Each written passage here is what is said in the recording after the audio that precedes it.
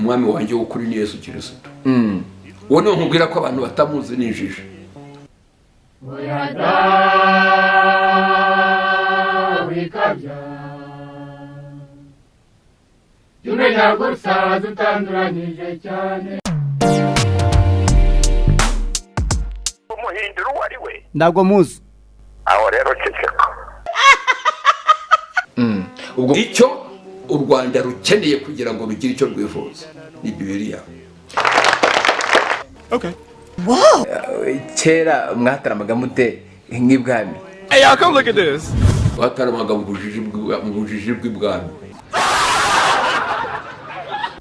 Okay, reka mbaraga nta kibazo Pastor Mpyisi.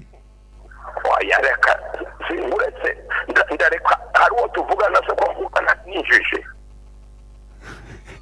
Ariko mwabaye muti.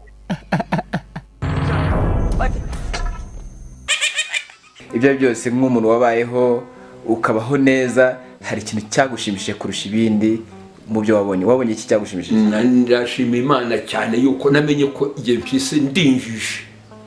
Nicyo nshimira Imana. Nkamenya ko ndinjije aho niyitaga umuhanga n'igira icyo nzi menya ko ndinjije. Urundi ndarwana no kuva muri ubwo bujiji. Ariko kugira ngo nkwigishe uburyo bwo kuva muri ubwo bujiji. Oh wow. Bigomba gutwara umwanya munini uhagije.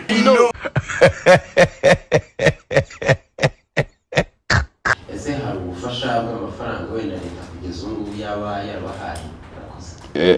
Inde Leta y'u Rwanda. Mfumfumfa. Ndi umubitsi wa leta y'u Rwanda se. Jya kubaza umubitsi w'amafaranga yabo. Ariko wazugira ngo Mpyisi ndi pumbavu nk'abandi. What? Wazugira ngo Mpyisi ndi pumbavu nk'abandi. Ndi umubitsi wa leta no ujyana mu kigega cya leta. Ariko yeho.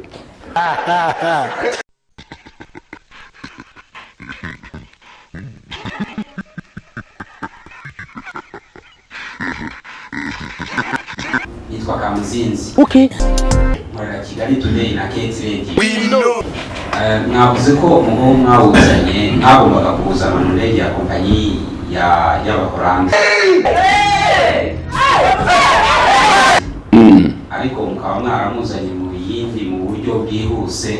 Shut up everybody. Listen. Yego. Kubera ko arabashaka kongera kudukerereza. Kuki mutemeye ko bajurira?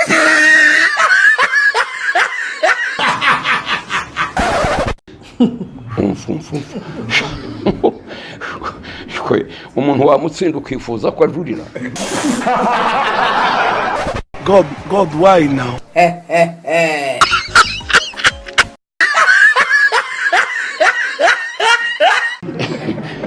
Hemera abacamanza ntihemera abo baburana.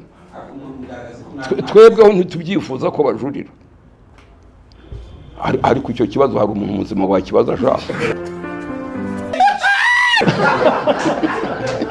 Watsinze umuntu ukifuza ko ajurira. What you're saying, does it make sense to you? No sir. Are you funny? Nikosha singututse. Ariko rero ungira ngo watejagura. Hari se cyo washakaga kubaza. Twifuzaga kubajurira. Amva abanyamakuru niko mwambereye. Wow, that's nice. Nakindi murakoze cyane Pastor Mpyisi. Nabo iyo radio narayivuyeho sinkayibeho. Wayivuye hose? Abantu ifite. Cyama nka data. Ako Pastor. Abantu se. Ndone zo dukore ki mbwira wakugira umunyamakuru nkanjye wabikora ute? Ukora igihe so yapfuye. Mwihangane Pastor, mwihangane kandi inama nkugiriye. Murakoze. Sawa. Abanyamakuru. Yes Pastor, mwatubwira hari ubuhanzi bw'abanyarwanda muzi nko hambere haravuga bati groupe yitwa Orchestre Imara ese mwebwe mwigeze muyumva? mfumva cyane iramamara cyane yaramamaye. You a liar. Ariko yo mu bujiji.